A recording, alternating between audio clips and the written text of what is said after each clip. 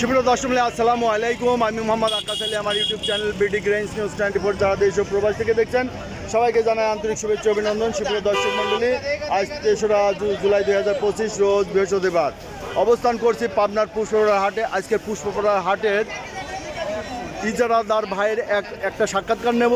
সুপ্রিয় দর্শক মণ্ডলী, আপনারা জনস্বার্থে ভিডিওটা বেশি বেশি করে শেয়ার করবেন এবং প্রচার করবেন।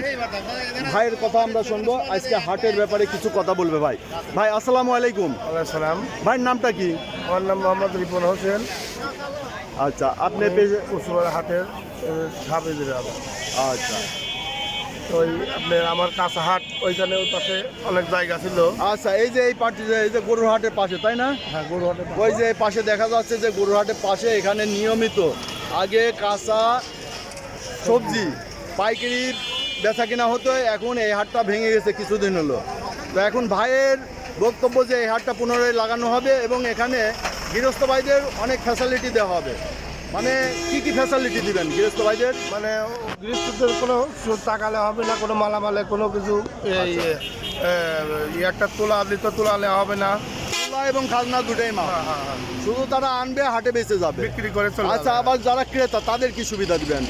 তাদেরকে তা কিছু ওই বাইরে গেলে কিছু টাকা অল্প সময় সীমিত কিছু খাজনাপাতি দিতে হবে। খাজনাপাতি দিতে হবে। আচ্ছা, তো সুপ্রিয় দর্শক শুনছেন যে হাটটা কাঁচা বাজারটা আবার পুনরায় লাগানোর জন্য আমাদের ইজারাদার ভাই এই কৃষক ভাইদের বিশেষ সুযোগ সুবিধা দেবে এবং যারা ব্যাপারী তাদেরও বিশেষ সুবিধা দিতে আগ্রহী, যাতে করে হাটটা পুনরায় লাগে এবং হাটটা জাঁকজমক হয়ে থাকে। তো সুপ্রিয় দর্শক, আপনারা এই ভিডিওটা জনস্বার্থে এটা বেশি বেশি করে প্রচার করবেন যে পুষ্পপাড়া হাটে পুনরায় শাকসবজির কাঁচা সবজির পাইকারি যে ব্যবসা, সেই ব্যবসাটা আবার শুরু হবে। ঠিক আছে? আচ্ছা, তো ধন্যবাদ ভাই।